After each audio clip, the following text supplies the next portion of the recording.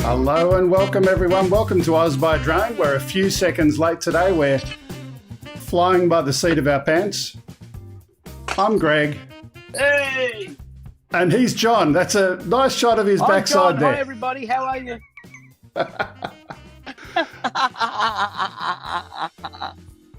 What's happening, John? Hi everybody. Where are you? You're in the old hangar? I'm in the whole hangar this morning. Yeah, we had a few things fall over, but I had to come to the house quickly. So here I am in all my glory. How's everybody? I'm fine. How's everyone in the audience? Tell us what's happening in your world in the audience this week. And we've got, of course, as always, our comic relief in the background, Mr. Lloyd Mendenhall. G'day, Lloyd. Hey, Lloyd. Hey, Lloyd. Hello.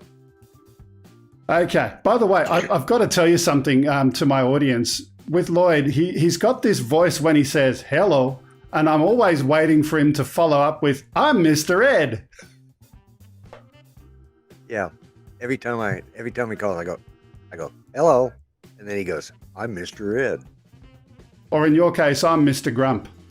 But anyway, let's get on with the show for the week. I want to start with something before we do anything. There's a photo that I've got loaded up in the VLC player right at the beginning.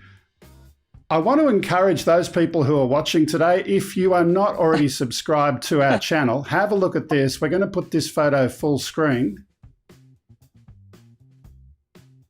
Let's get the photo up. Yeah. Not that one, before that one. That one. There we go. There's our subscribers. Now, this is over all of the videos we've ever run. Roughly only 50% of the people over the life of the channel that are watching our stuff are subscribed. So if you haven't pressed that subscribe button yet, today's the day to do it. So please do press that magic button. And of course, if you feel so inclined, press a like, press a comment, a share, anything like that. We always want to grow. So I just thought I'd ask that right out the front, up front. John, you're a little bit pausing there. Is your audio working okay? No, he's frozen. Okay, it's going to be one of those mornings. Let's put Lloyd into the hot seat while we're waiting for John to hopefully sort out his internet. And in the meantime, Lloyd, tell me a joke. I don't have a joke. what can I say? I don't have a joke. You know? Okay, I was nothing preparing funny. for other stuff. I was just preparing for other stuff. I know you were, and it's really good that you are, but you've got to remember that Australia uses NBN, the world's best network, and all of these things are always sent to test us. Yeah. But right now, Hey. Oh, there we go. AirData. Do your commercial now. But right now, we're going to do the news. And as always, our news is supported by, I'm so not prepared this morning because everything was going wrong at the last minute. I don't even have my run sheet up in front of me. Is your drone healthy or is it about to surprise you on your next flight? Don't wait to find out. Discover under the hood information and review the early signs of problems before you take off again. There's a discount code OzByDrone20 and you can get a 20% discount to AirData UAV. AirData UAV, a great service, one which John uses every single day of the week when he's doing commercial work. And maybe we can ask our guest a little bit later what he uses for some of his commercial operations. But John, are you back there yet? Nope, still frozen. Yeah, he's still frozen. Okay, let's move on and start. The thing is if he's frozen, he's not going to age anymore. You wanted a joke. That's the best I can do. Okay, let's move on. Our first story is about a 3D scan by drone. And this one in particular, Skydio, we've mentioned this before, they're getting closer to moving their 3D scan software from beta to a publicly available version. Some people want just high resolution photos when they're doing an inspection, but there are instances where much more is required, such as a complete scan of the structure as a 3D model. But what about challenging structures? It's easy if you're just doing the outside of a building, but what about if there's a lot of RF interference that might mess up many other drones? No problem. Skydio says that its drones are immune to that type of interference, and this scan pretty much proves it. Let's have a look.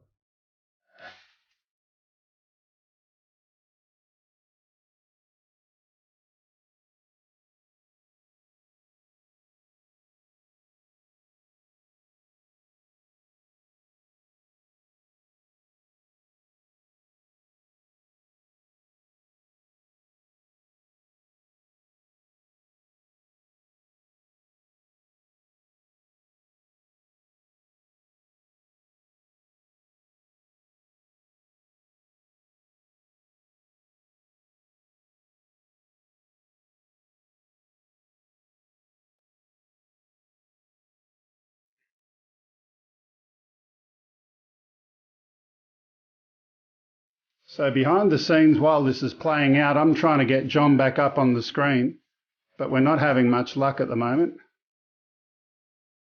Just do that disconnect and reconnect one more time. I'll just ask my producer to do that while that video plays out.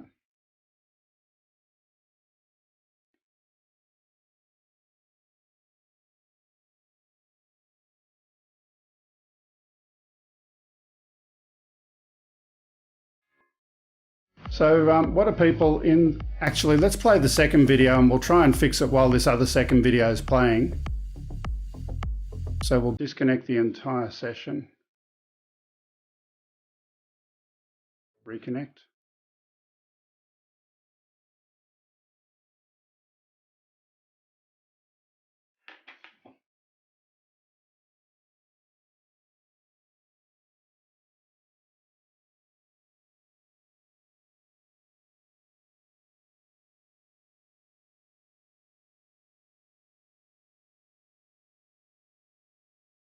Pardon me, still playing around and trying to get John back into the studio.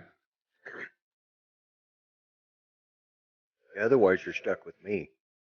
Yeah, I know, and that's something I'd like to try and avoid. Yeah. One more disconnect and reconnect on our side.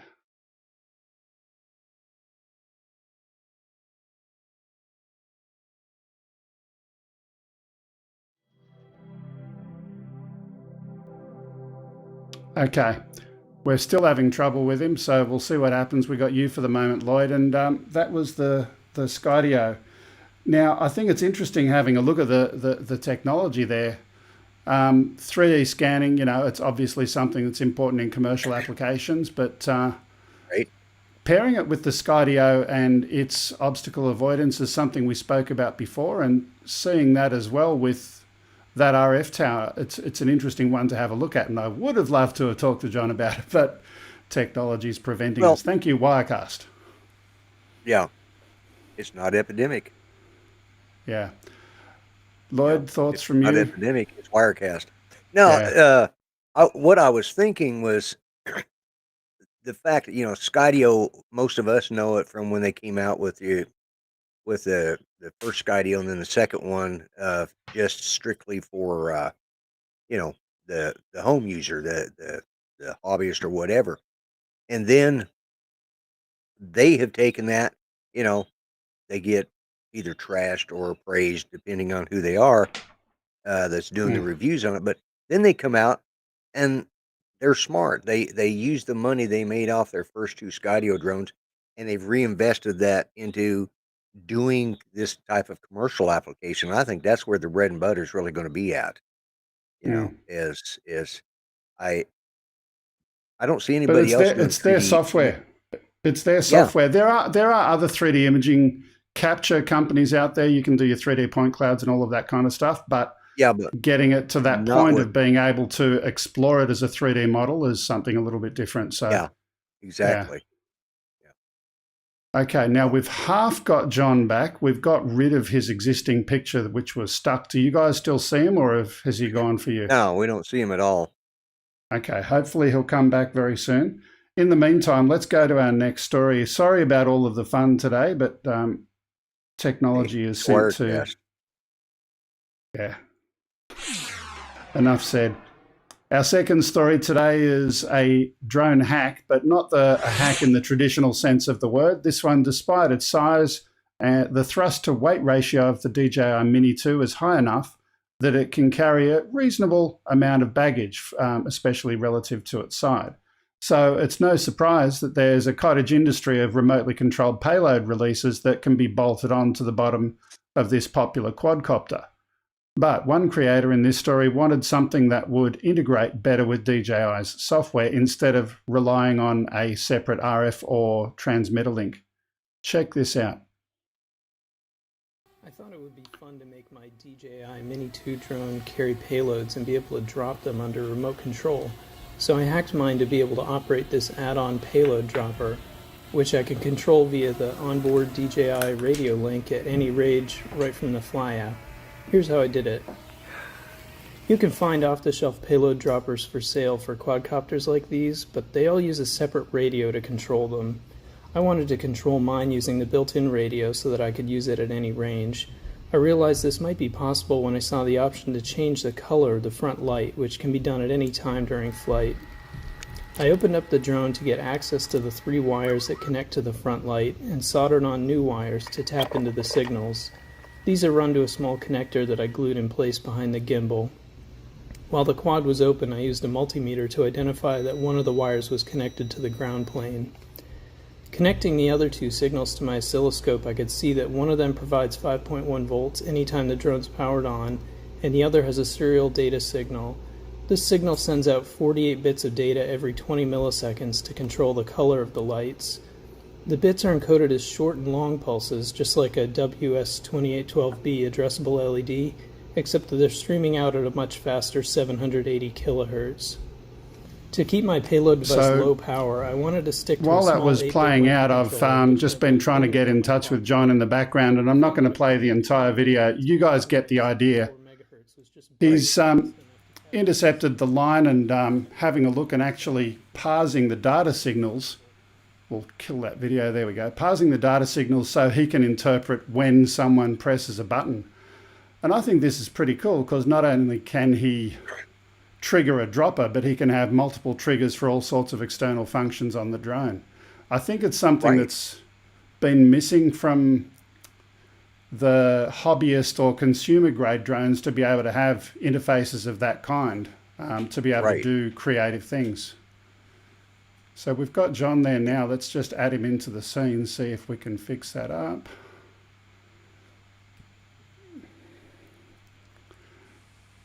We might have him back. We'll see how that goes. How's that going? We've got you, John. Let's see if we can put you back on screen. Yay. Yay, John. Lloyd is very happy. Lloyd. He gets off the hook for a while. Yeah, I get to. Yeah, thank God. Yeah, I'm trying another. Imagine how pleased the rest of us are, Lloyd. Oh, yeah. So, okay. John, the story we were just having a look at. Yeah. The story we were just having a look at is someone who's doing a bit of a hack project where they've intercepted the LED on their Mavic 2 Mini.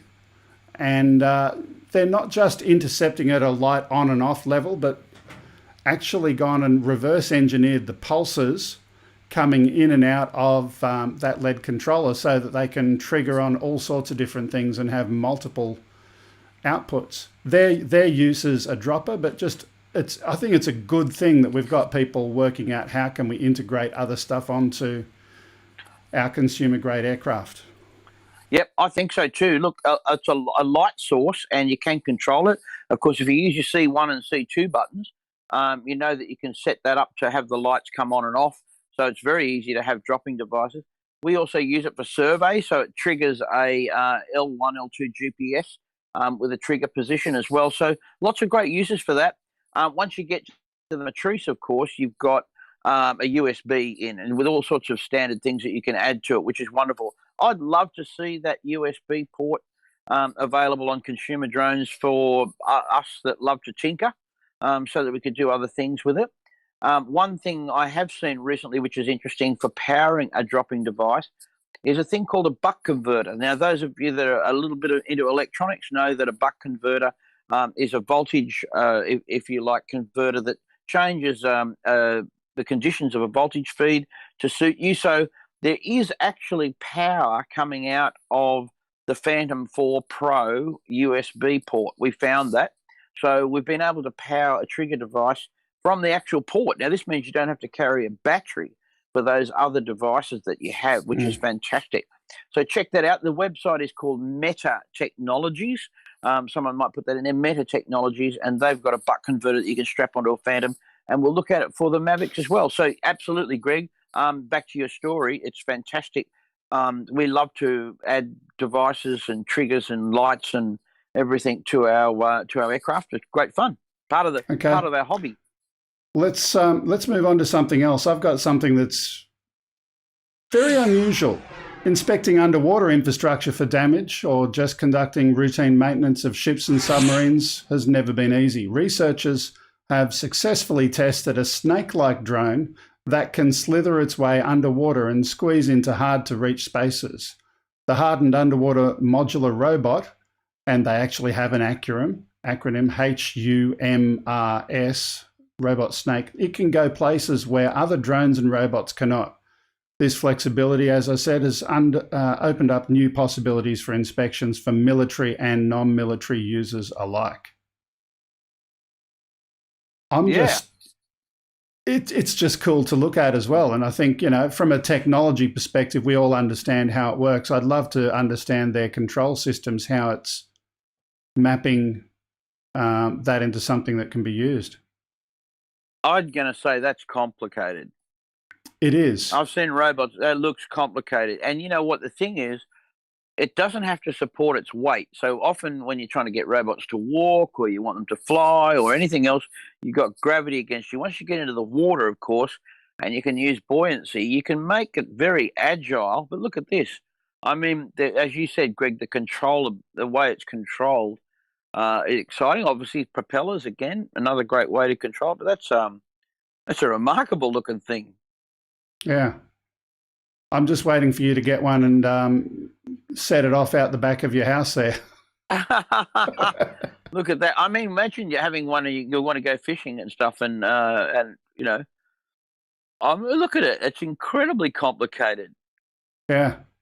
I wonder if it's got an IP rating for water.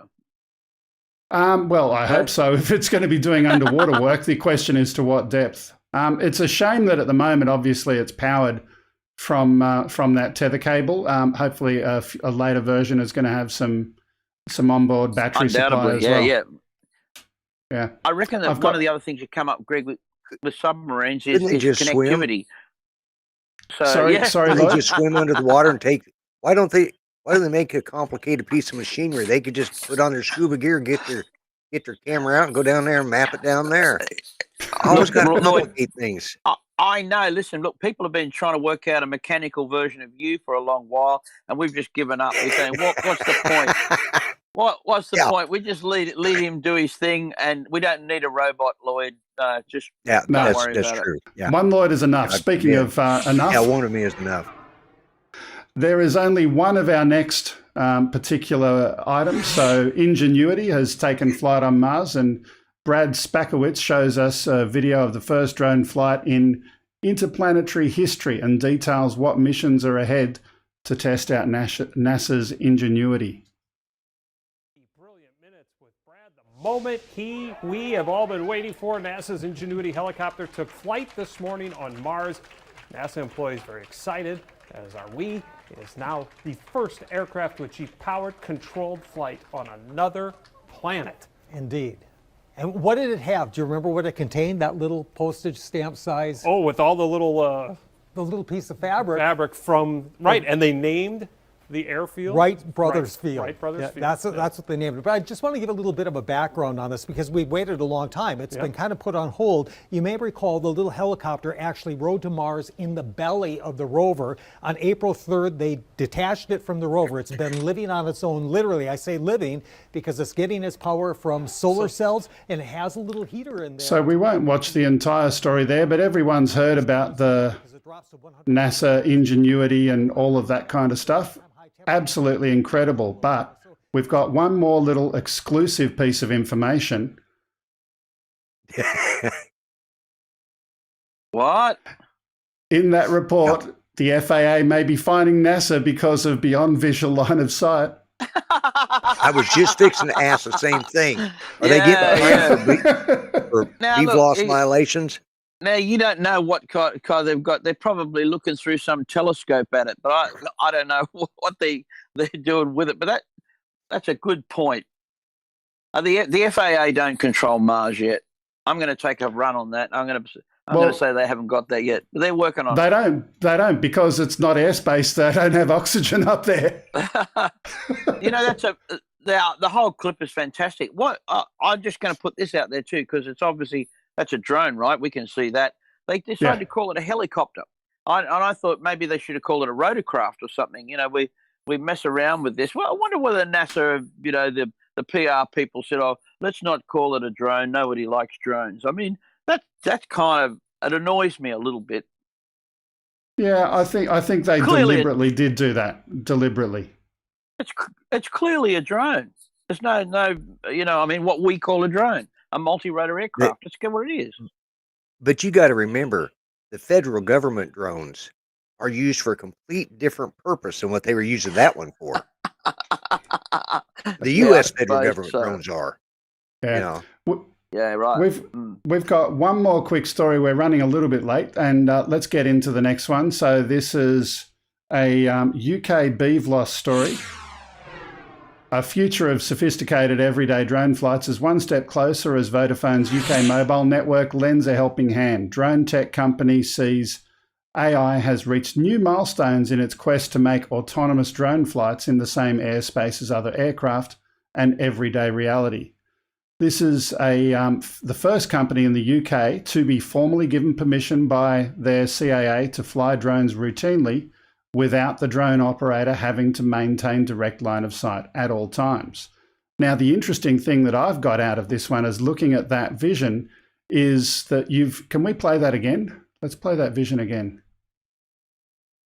The interesting thing is you have a look at some of their screens and they're definitely AI and augmented reality style mapping of existing data on top of what they're actually seeing from the drone, to give a lot higher situational awareness of the property. So just imagine if you've got a building site and you're overlaying your existing known structures, it's going to make it a hell of a lot easier to go and do regular routine work in that location. And then you've only got to look out for the variable bits, if you like. Yeah. Yeah, it's a controlled environment that they're flying in, and that makes perfect sense, for the safety of the aircraft as well, so it knows where it's going. But, it's a remarkable, and they're saying that's a 5G link there, Greg. They're using 5G technology. Yeah, absolutely. Absolutely. Yeah. And I think you would know more about 5G than the average bear. What do you think, Greg, in terms of, they talk about, it's not reliable, that sort of thing, which is rubbish. But is it going to open some doors for us, do you think? At the end of the day, 5G is nothing more than a packet switch network that's got high speeds, right? And it's using different spectrums. If you compare it to, let's say, a OcuSync 3, where it's changing from 2.4 to 5.8, and it's doing that independently, the only difference is, instead of one frequency, it's got a control signal back to towers, which is saying, hey, here's hundreds of different frequencies, and here's the best one. So it's continually doing that type of frequency hopping to maintain a good quality signal at all times. Is it got a band? Is it purely speed or is it bandwidth? How does it work? I mean, are we going to be able to send 720p with very little latency? It's the latency that I'm worried about. Correct. So latency is definitely one of the main things, but I haven't personally tested on 5G to go and have a look at the latency, but the reports are that, yes, it is a much lower latency and should be able to support longer distance drone flight. The one thing I would say, though, is if you're doing something that's going to be off the same tower as opposed to via the network, that's certainly going to allow you to have a much lower latency experience. And in that case, I would guess that their construction site, one tower, one control center, one hop, not going long distance, that's going to make it a lot easier to do their proof of concept. Yeah, okay. So there's a thing here I'm thinking about the technology we've got. The latest phones, right? Whether it's an iPhone 12 or whatever, it's 5G. You've got this transmitter in your hands, very, very capable. Now, talking about controllers, we're going to be able to have a 5G modem that you could have the size of your thumbnail, right? So imagine the FPV guys are going to be obviously using that link, if it's fast enough, to fly great distances in FPV over the 5G network. If the latency's not there and you can fly the modem, the controller end of it's going to be cheap because everyone's already got one. If you've got a 5G phone with a great screen, all you need is perhaps the thumb controllers, and you would have a Bluetooth game controller that you would use, and then of course your GOGs. But of course you've got Bluetooth through it all. I mean, I can see really affordable FPV, long range FPV from it. I think it'll be there, but I was careful in what I was saying about latency. So I'm talking about network latency, and then you've got your protocols on top of that. How will the video latency work on top of that? I don't know that it'd be suitable for FPV flight, just my opinion. Okay. But we'll have to wait and see a bit more. Well, we're waiting for 6G or 7G, aren't we, for that?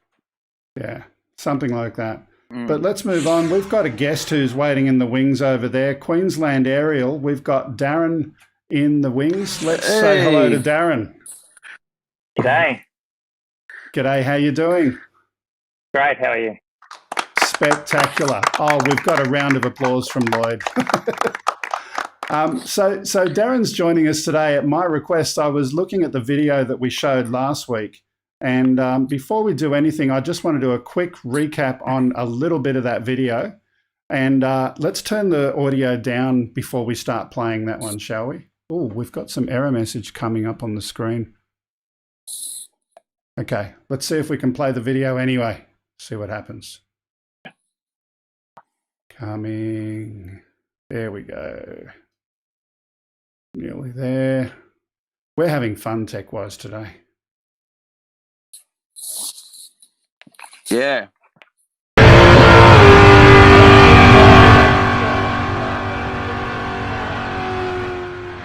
I did warn you about the volume.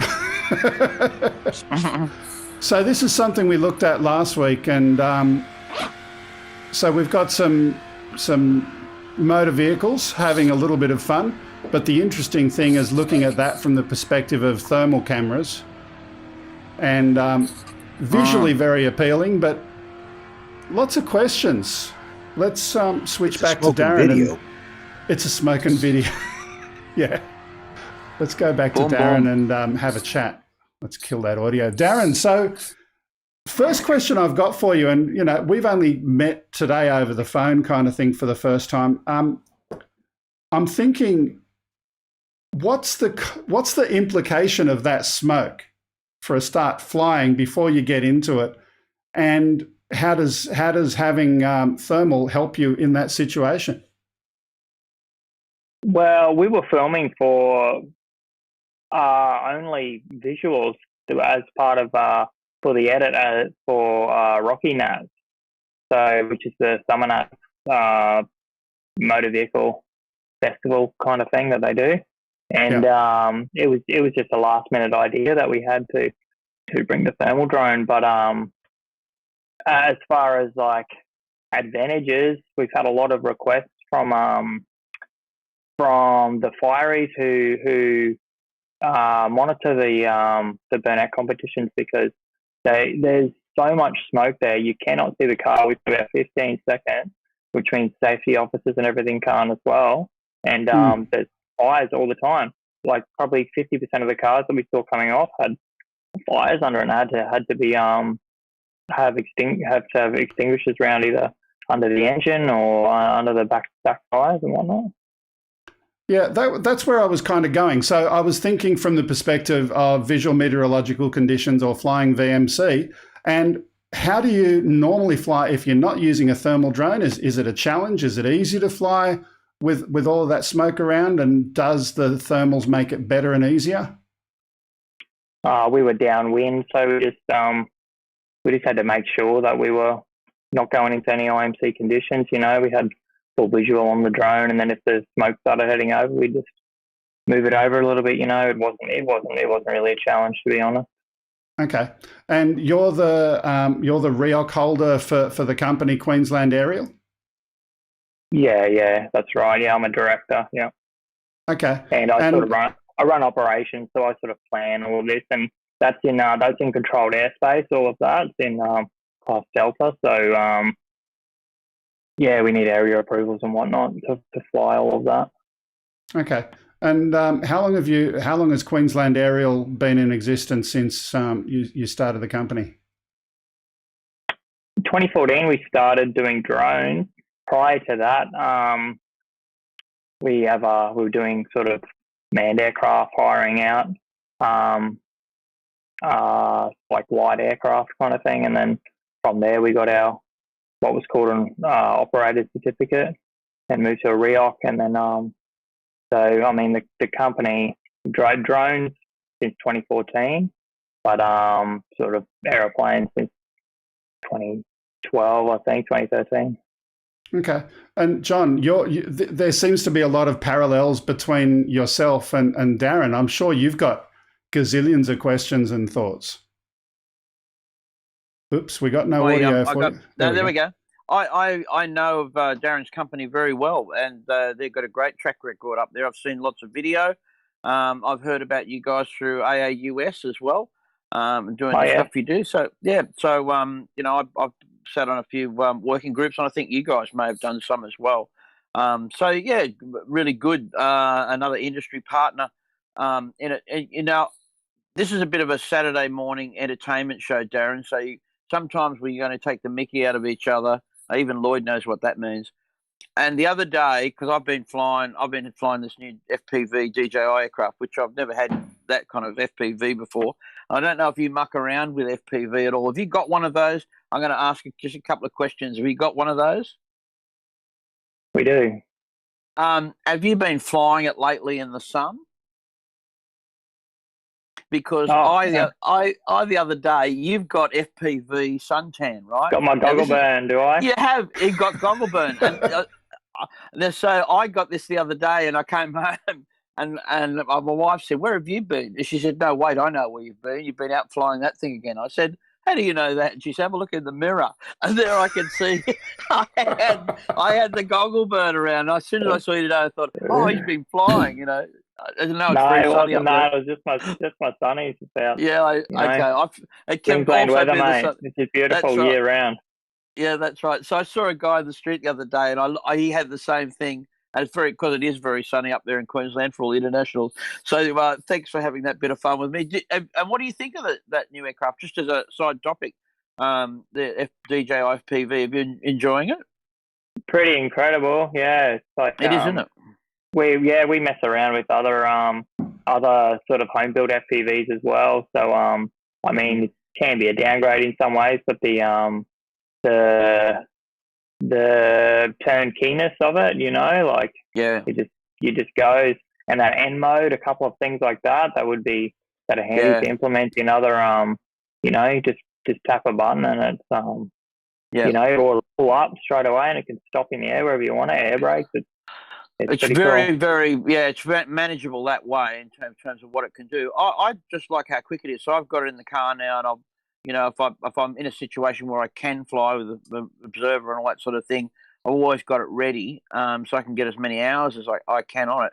But it's very quick to pull out of the box and fly. That's for sure. That's right. It's work.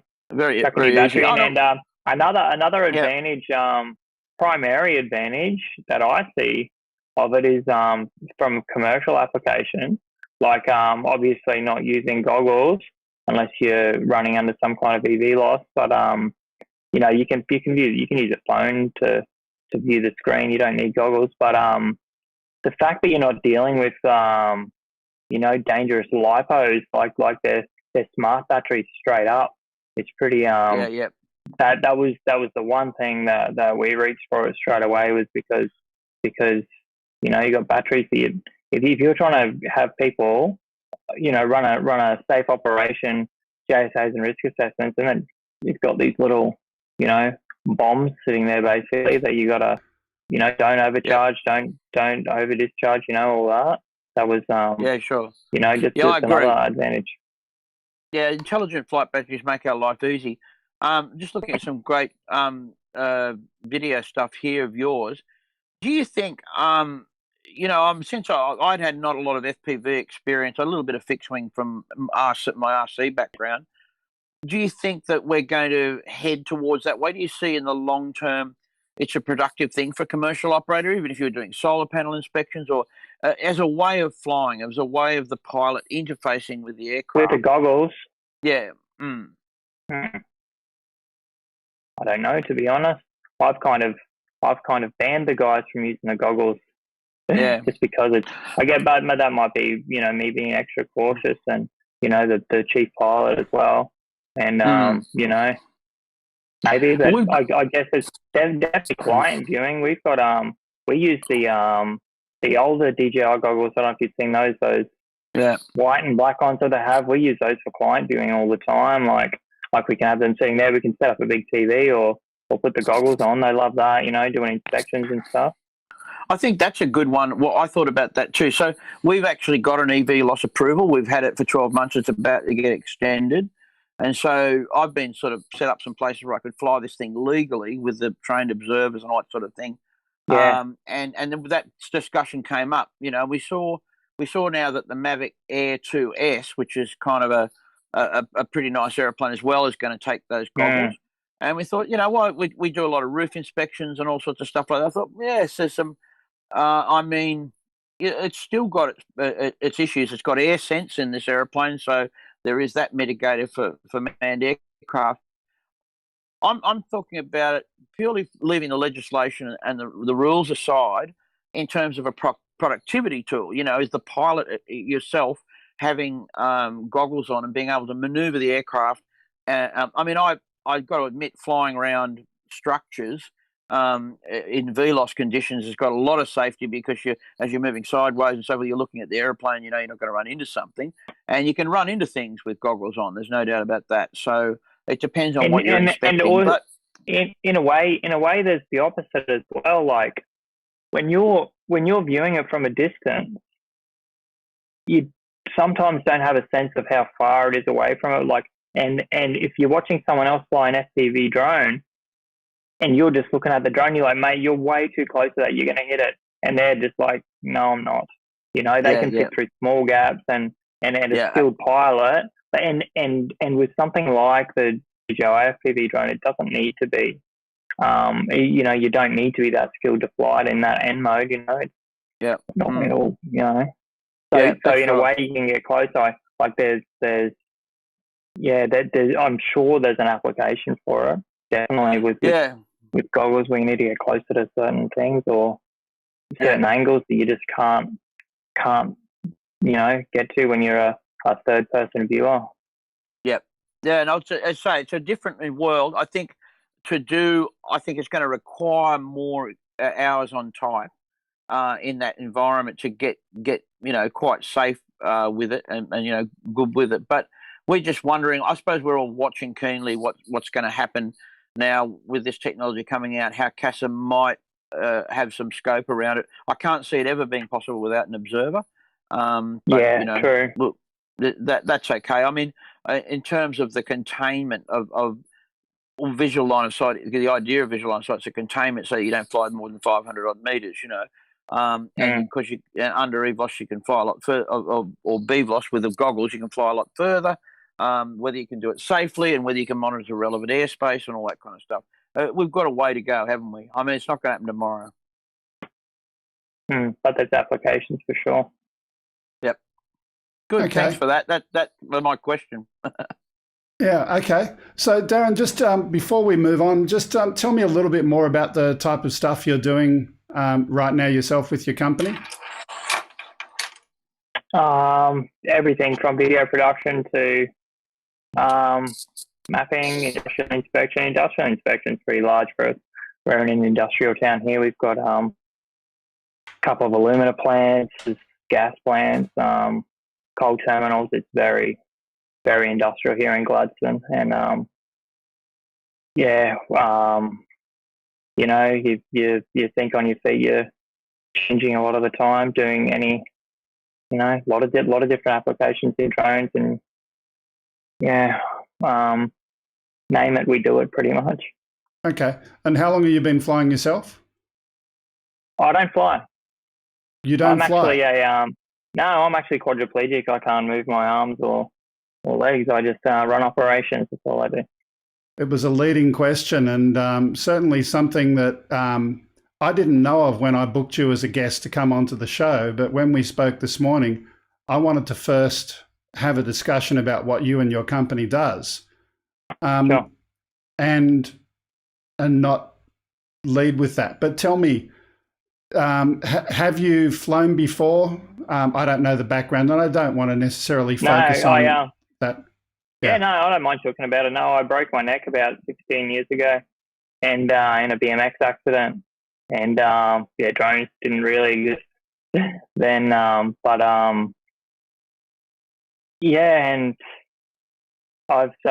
never really have. We did rig up a little mouse stick that I was doing the running the throttle and on the drone. Sometimes I can kind of do that, do it with my mouth, move around, but which was a lot of fun. Really. Well, the technology's there, Darren, for that with goggles and voice command. Oh, for sure, You look at the motion controller, man. If you could put that motion controller on a helmet, and you'd be away with, you know. I mean, I don't know. I don't know if I'd have the dexterity. Like, I have fun doing what I do. You know, I love dealing with the data. I've got a computer programming background, so I'm, you know. I'm all about that data. Good, man. That's great. Well done. Speaking of data, just out of curiosity, do you guys use AirData? It's something that I know John speaks very highly of. What do you use for some of your back end systems? We got a custom thing, but we use AirData to pull in the because it syncs everything. You know, there are multiple drones, multiple brands of drones. It syncs all of your the flight logs straight up there, integrates everything, and then I pull them down and pass them myself. But I use AirData as that central location. as an aggregator. Yeah, Okay. and then just pull it down. Okay, cool. Look, is there anything else you wanted to share with our audience today about your story, about your drone experience with your company? Oh, no, not really. I don't know. I don't know if you got any more questions about the burnout stuff. It went. It got a fair bit of attention, that video. Like a lot of a lot of international car magazines and stuff. These stories on it was pretty cool.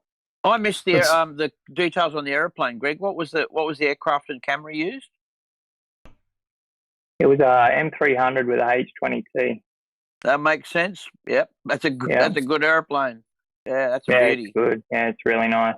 Yeah. Yeah. You'd struggle to get those kind of results with anything. Less. What have you compared sorry to butt in again. Have you compared the new Mavic Enterprise Advanced, the latest thermal camera on that? Okay. Yeah. No. I don't know. I guess sometimes getting in close, we've looked at it into getting it, but like if there was somewhere tight quarters that you need to get to have thermal. But the resolution is no good. Is it even radiometric? Look, it wouldn't even come close to the M300 camera. There's no doubt about that. I mean, I've looked at the first Enterprise model had quite a small a low resolution camera. The Advanced has got a good one. It's another $5,000. But I know with the M300, you're talking a lot more. Have you flown the M3? You guys had the M300 long? You've had it for a while flying it. A few months, yeah. No, we went a full early adopter, maybe 4 months, I think. Okay. Yeah. Worth the money? It's incredible. Just for the P1 alone, to be honest, like it's an amazing camera. Yeah, that's for mapping it just. And you do the mapping well. Sorry. I was saying it maps and does the turning. Like doing 2 lanes at once. Like that's incredible. Yeah, that's incredible. Not as flexible as I'd like. Corridor mapping. I wish that we could use smart obliques with the corridor, but no, you can't. But you can't. No, it's a little bit limited.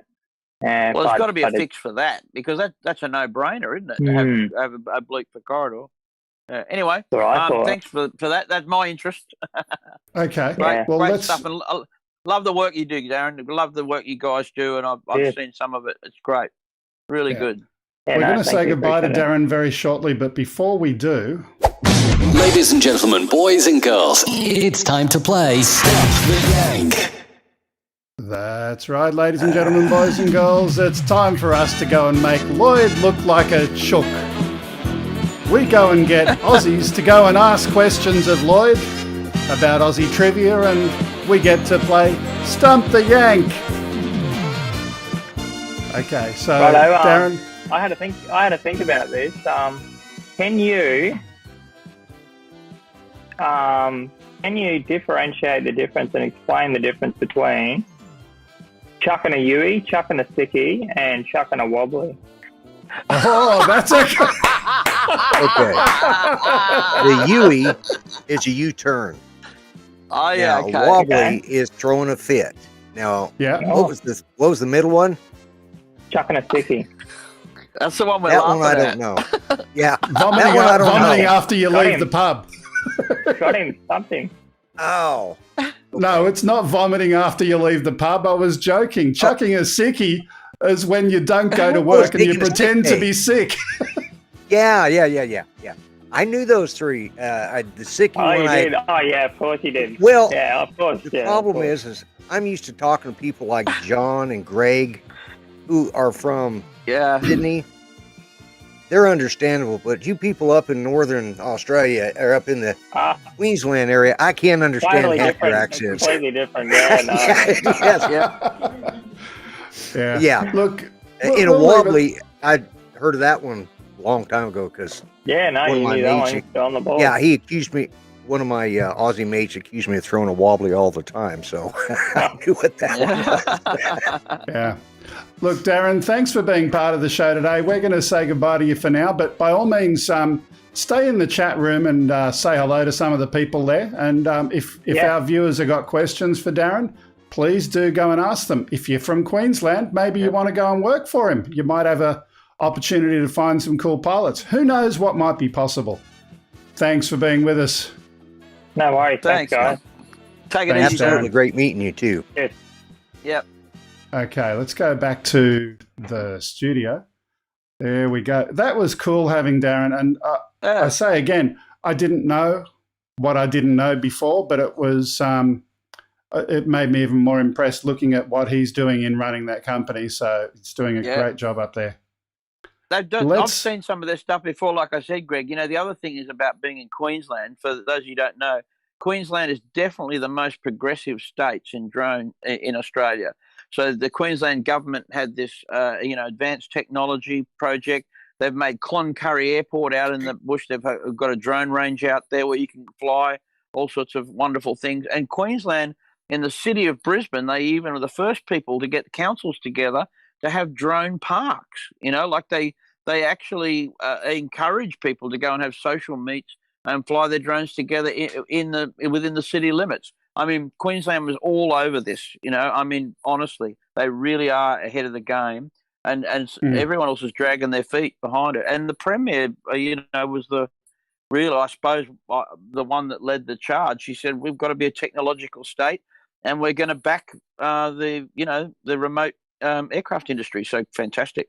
They're doing really well. And I think all the guys that are up there, benefit from it a little bit because people look at drones a little bit differently.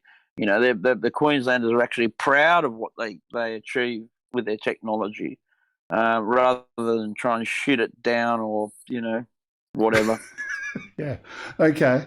Let's not talking about shooting drones down. Let's move on to our next story, which is life in Singapore. If you like the recent viral videos of bowling alleys, wait until you see how the private lives of Singaporeans are peeled away in this surprisingly emotional drone FPV. This is an advertisement for a Singapore insurance company, and it packs a surprising amount of emotional punch in just 2 minutes. The insurer NTUC Income hopes to brand itself as a more caring company with a personal approach to financial planning. Check it out.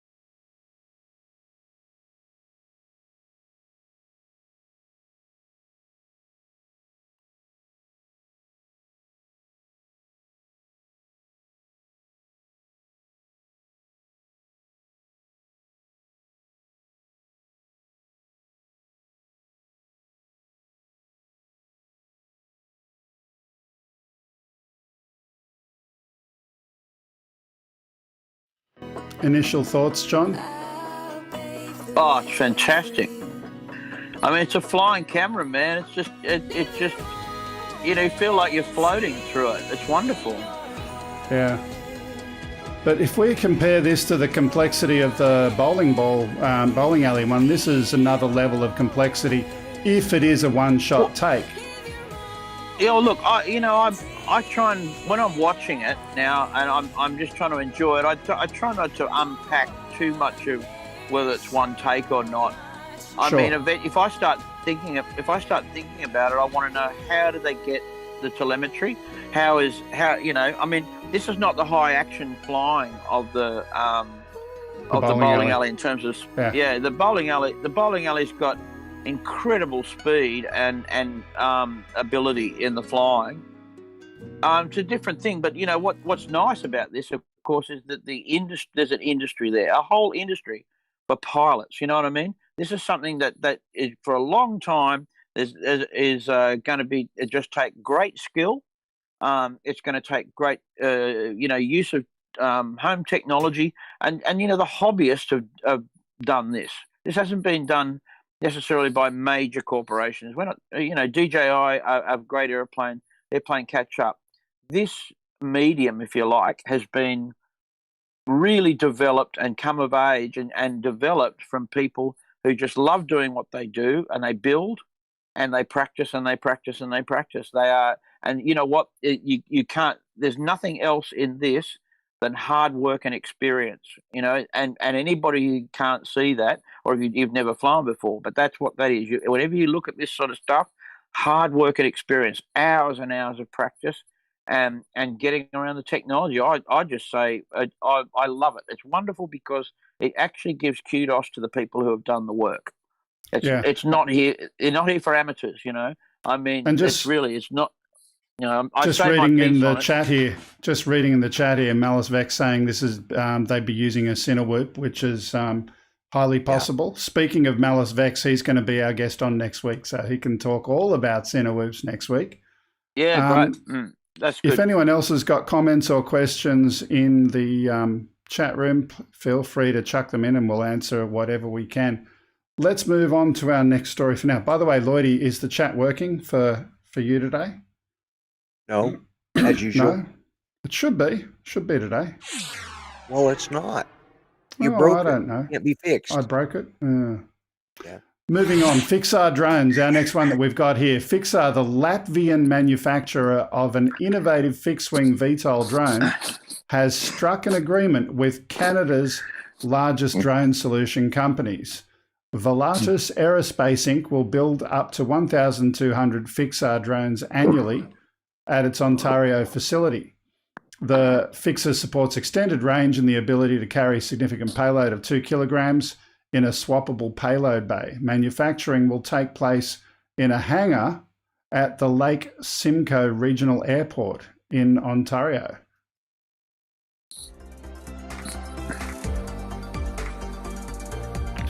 Have you looked at the Fixar much before, John? No, I haven't seen it. I'm basically Latvian intolerant, so I've been trying to stay away from it. Go on, Lloyd, you can pay it. Well, I'm just thinking, I heard Latvian, I'm thinking, oh yeah, that's the first place I'm going to go to for a drone, Oh, it's beautiful. Look at it. Look at the build on it too. You missed the joke, Lloyd. What? He's Yeah, no, I got it. I was trying. I was really working at boo, ignoring it. Okay, we got another couple left. Sorry, I like the airplane. The airplane looks good to me. It's pretty. So it's shiny. If we have a quick Google, let me just type in live as we go. The Fixar drone was listed as, where are we? Fixar.pro. Heavy-duty quadcopter and UAV planes, outdoor, flight distance of up to 60 kilometres, cruise speed of 72 kilometres per hour, max speed of 120 kilometres per hour, operating time up to 60 minutes, payloads up to 2 kilograms, and plug-in payload modules. Definitely mapping is one of their applications that they're touting, as well as other industrial applications as well. Agriculture, oil and gas mapping. Nice. But there's one important question. Yeah. Will it carry a toddler? If it's under 2 kilograms? If it's under 2 kilograms. Okay. All right. I gotta look up how much 2 kilos probably silence a toddler. You guys would use sounds like any common person would. I'd be able to tell you right off. Oh, I'm sorry. Okay. Mike's hot. 4.4 pounds. 4.4 pound baby, Lloyd. Yeah. Okay, moving on. Get that idea. The photokite tethered drone for public safety has won a top distinction at this year's IF Design Award. From almost 10,000 submissions, only 75 were honoured with the Gold Award for Outstanding Design Achievements by an international independent jury of experts, according to the release from the company. We've seen this one before. Another drone in the box mount on the roof, particularly useful for safety and reconnaissance and law enforcement, they claim. But really, congratulations to them for winning that award. They've got some thermal capability in there as well. Yeah, one of the things that came out of the bushfires that we had here, Greg, in terms of capability of a tether, a station like that, is to have a little pocket modem attached to it, so that when you're in a situation where you might not have comms, or you've lost, everyone's got a phone on them or a radio, that you can have a little repeater, a tiny repeater, and of course it can stretch out your comms by mile. And that's one of the problems that they had at the bushfires here. They ran out of comms. They were into gullies and stuff, and everything stopped working. No one could talk to each other. It was a mess. So I'd be hauling one of those up with a camera. It looks nice and light. Looks like a very light aircraft. I'm curious, what type of comms were they trying to use?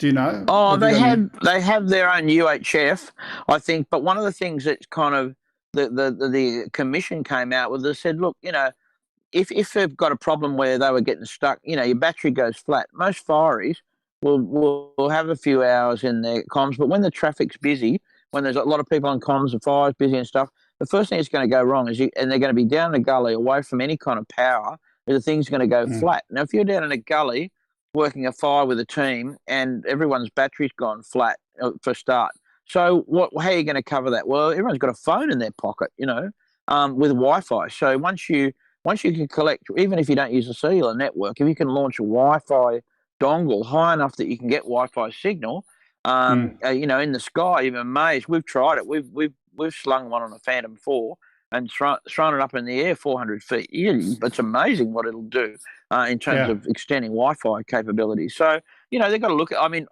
Telstra are working around with portable cell towers as well, where you can, in a cyclone situation where there's no cell towers, they can actually add, the cell tower thing. So a lot of that stuff going on. The drone in a box idea with the tether, I don't know. It's useful. I'll tell you what'd be interesting though is the actual radio system used by a lot of emergency services in New South Wales, at least, is called GRN, Government Radio Network. So rather than put a Wi-Fi tower, putting a GRN tower up on a drone, that'd be the way to go. Yep. Just my personal opinion, but anyway. We've got 2 quick stories left. The first one, let's go with that now. This one over here, Drone Acoria. They develop open source biotechnological tools and knowledge with the aim of enabling large-scale, low-cost environmental restorations through sower, drones, and seed balls. All of their solutions have been produced as open source, including their drone carrying 10 kilograms of seeds and a seed pelletizing machine. This is a seed. Inside is a natural intelligence that can help us fight the climate crisis. With soil, this seed will turn into a carbon-eating machine called a tree. Each tree can absorb over a ton of carbon in its lifetime. But with so much carbon being released today, we need trees now more than ever. So every forest is like a living, breathing carbon storage system. So I didn't get a chance to edit this down, but we've previously seen before the kind of pellet, what was the right word? Like missiles that are getting launched into the ground out of those things, and that's what these guys are building. Into the ground. Well, nature would take care of it though, because when a seed falls from a tree, the tree, nature does the rest. It kind of plants it, doesn't it? Hello, there's some crashes. Let's not miss those. The latest version can distribute 500,000 seeds per flight. So this is in areas that have obviously been deforested, for lack of a better description, and they need... And soon we'll use algorithms. Oh yeah, they're just dropping it on the ground. I've seen the other one, Greg, where they shoot a seedling down into the ground, like with a air jet, You seen that, Lloyd? Yeah. And it's already sort of growing, and it drops it a couple of centimeters below the ground. And if this thing crashes, It's made out of wood, so it's biodegradable. I was about to say, the aircraft frame is wooden. All the greenies would love this one. They would. But the other interesting thing is the whole program from this company, the whole thing is open source. So you can go and log onto their website, download it, and build your own drones using, CNC machines to go and cut out your wood and all of the other bits and pieces. So really cool. I actually have one. Wow. Yeah. Wow, I is that have right? one more story. We're going to skip over to story 10 now, the last one of the day. Let's just leave that one alone. We did have a second video for this company, but we'll leave that alone. Hi, my name's Tristan. Good though. I'll just get my producer to press the stop button. Tell her to quit playing games and push the stop button. Yeah, I know. Yeah, push the start button. So now she's getting annoyed. Look, she's getting a look. Greg, she's getting a look. Yeah, our last story. This one. Just helping, Greg. This one is cool. After years of research and design, tech inventor Hunter QldAerial unveils a fully functional hoverboard. And this one actually flies. In recent years, hoverboard prototypes had been released that just fall short of these typical space age expectation, but his creation, with its downward-facing propellers, suggests instead a powerful and large-scale drone. Watch this. Someday we'll be known for the life we lived and not the money we made. I'm flying over to my friend Taylor Holder's house to celebrate the finish of something big that just might change the world.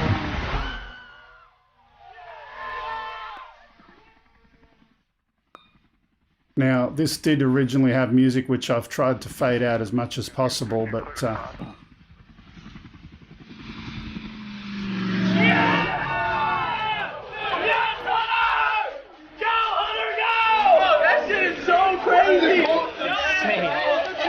Apparently, Taylor's gonna die.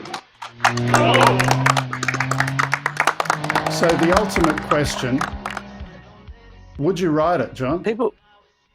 Well, when Lloyd goes over to his friend's place, people get that excited anyway, so he doesn't need the hoverboard. There's a lot to wonder about. And because we are inquisitive on this show, I suppose he's got a controller in his hand. It looks like a motion controller. Now that would make sense. So, right, the first tech you got to get over is to hold a motion controller so that you can. 10 out of 10. I mean, it looks pretty good. I mean, it's certainly some risk around it in terms of the propellers and all of that. There's no, that's okay. I mean, I think it would take some skill. I mean, I can fall off a skateboard. I can show you how to do that. I can certainly show you how to fall off that thing. Whoops. Queensland Aerial, how did we get there? That's okay. That's good. They'll take the plug. Are you asking me if I'd ride it? I would.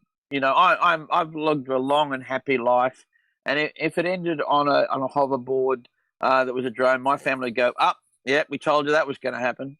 That was John building something in the backyard that crashed and killed him. So there'd be no worry or surprise about that. But I think I would. I'm the type of person who would love to try it. There's a lot of work in that again too. That's not something you put together out of a Lego kit. There's a fair bit of work into it. So I imagine that they crashed a few on the way. Probably. It would certainly be safer than your rocket ship to the moon. Yeah, I suppose. I think you're right, Lloyd. The one you built in your backyard. My rocket, the one I built. Yeah, that's right. There was there was no real gravity problem there. Mostly it was the fire that I was going to die in. So that was the problem there. For those that are newer to our channel, John, when he was young, built a rocket ship to the moon together with his brother, and was it basically a soapbox car kind of thing? It was 54 high-powered skyrockets attached to a T-chest box, with me nailed into the box with a plastic bag over my head and gumboots on, and tracksuit pants. Get this, where you tuck the tracksuit pants in and you put rubber bands around the tracksuit bottom so that the air those traps. Yeah, you know, I was 7. You wanted to fly early in life. There is that. Oh, yeah. Yeah, there is that. Well, one of the things I tell, I've been telling a couple of students lately, Greg, is that my very first experience of flying, and many people will have this if you love to fly, was when I was very young, a couple of years younger even still, and I used to sit in the kitchen on a chair. I'd shut my eyes and I'd will it to fly. You know, I'd just sit there and come on. And it'd feel lighter. And if I kept imagining, I could imagine that I could float around the room, you know, on this chair and sort of lean and steer it. And this was my first real, you know, out of body experience of flying and what it was like. And, you know, and as I said a few weeks ago, when I flew FPV the other day in the DJI aircraft, I've been waiting 50 years for that feeling again, and that's what it was like. It was like floating. It was incredible. Yeah. So lots of fun. You would write it. What about you, Lloyd? No. And I want to make a couple observations on that video. That guy was flying very unsafe. He flew over moving cars. If the FAA doesn't nail him on that, then they need to leave the rest of us the hell alone. Because he was flying over people. He was flying over moving cars. He was flying at night without proper lighting. And unless he had permits for all that, I think, you know, they need to throw the book at him. Yeah, what would that weigh, do you reckon? That would weigh a fair bit, wouldn't it? Well, you got the weight of the person as well, don't you? Well, yeah. You got to be talking 120, 130 kilos. It's nearly easily. A certifiable aircraft weight. Right. And the reason I wouldn't fly it is because it probably has a weight limitation. I guarantee you I probably went way over it. That means all of us are disqualified. Yeah. They just get bigger motors, Lloyd. More batteries. Bigger motors and more batteries. I'll have to remember that. Big motors. Yeah. Yeah. Yep. That's absolutely right. Mike B says he was a manned aircraft, though. Yeah, we'd have to make that distinction. Unlike our fishing drone. So this was a manned aircraft, not a drone. And it would be considered either an ultralight or an experimental, which would mean he would not have to have. Those guys don't have to follow any rules. They just fly wherever they want, however they want. Yeah, I tend to agree, Lloyd. I've had a look at them. If you type experimental on the side of an aircraft, I mean, I'm stretching it all, you know, away a little bit. Well, but they have a fairly open, eventually they can fly over populous areas and stuff. They've got to tick a few boxes, but experimental aircraft are allowed to do all sorts of things. Yeah, because you can build one in your backyard. At least here in the United States, under FAA rules, you can build one in your backyard. It does not have to have any certifications or anything as long as it's classified as an experimental. And I'm probably exaggerating that to a point, but there's a lot of that under the ultralight / experimental rules of there are. the FAA. They're pretty lax when it comes to that, which I think is ridiculous the way they treat the rest of the drone community after that, you know. But their theory is as long as you're on board the aircraft itself, you have no interest in it crashing. You want to live and survive. So that's kind of their self-policing Darwinian theory. Even that aside, Greg, the other day we were having a few beers talking about this, as you do. And, the guy was saying, well, in an unmanned aircraft, your rig risk is the control link, In a manned aircraft, you don't have a control link failure. And I said, oh, yes, you do. Hey? Pilot error, mate. Yeah. Pilot error. That's the control link failure. Let me tell you how manned aircraft often crash. The link up here is the one that fails most times. Yeah. We had a thing in the Air Force, so it was CND. We classified it cannot duplicate, and then it was abbreviated SBH, short between headsets, pilot error, or missettings by the pilot. And 90% of the problems we ran into that were not repeatable, it was because a pilot didn't set something right or do something right. And so there you have a pilot. he screws up, and he's going to, not so much worried about him, but it's the innocent people, Yeah. I mean, he's taking his life in his own hand, and I think they should have the same regulations which a couple of friends of mine will probably give me crap over, but I think they should have to deal with the same regulations, at least that we do. Yeah, at least. I'm going to say we're just another aircraft. I mean, they don't even call things pilot error anymore, Lloyd. It's called human factors. And they even degrade it up, so they say human HFNTS is human factors non-technical skills. So human factors that relate to, you got out of bed in the morning, the missus had a fight with the missus, and you end up going into operating an aircraft of any kind, manned or unmanned, and you're not mentally alert and prepared because you've got these other things on your mind. So that's HNTF, human factors non-technical skills. And then, of course, you've got your technical skills, use of checklists and it's a huge chapter on it, John. Yeah. That wouldn't apply for Lloyd. You're assuming human. But anyway, let's finish for the day. Yeah, boom, boom. Okay, it's time for us to say farewell for the day. We've gone over a little bit. Just a reminder, OzByDrone news is also supported by NoLimitDrones. Do you feel like your drone is weighed down by chains when you're flying? Take off the chains and fly without limitations. Check out NoLimitDrones.com. For more information, there is a link to their website in the description. As we finish today, Lloyd, any comments, questions, last thoughts from you? Well, I just do what I always say, at the end of my shows and at the end of my videos is, be kind, treat each other better than you would treat yourselves. It would be a better world. And remember, everybody matters, even John. Yeah. That's right. John? Well, I'm going to take my sign-off comment to thank Lloyd for his most sincere and caring message to even include someone like myself. I mean, he really must mean it if he's including me, right? I mean, that's right away. And I hope that all his other manned aircraft buddies come around there and serve up after he gave them a serve today. He'll get what's coming to him. So for everyone else, have a wonderful and safe time. For Lloyd, watch out, man. They're coming for you. And as I do my last couple of announcements for the day, I'll ask my producer if she knows where those 2 postcards are, if she could get them while I do my announcements on screen. The viewer video, if you want to send us a video, send it to upload@gregkuhnert.com. That'll reach us here. Don't send the file. Send a link to a sharing streaming site.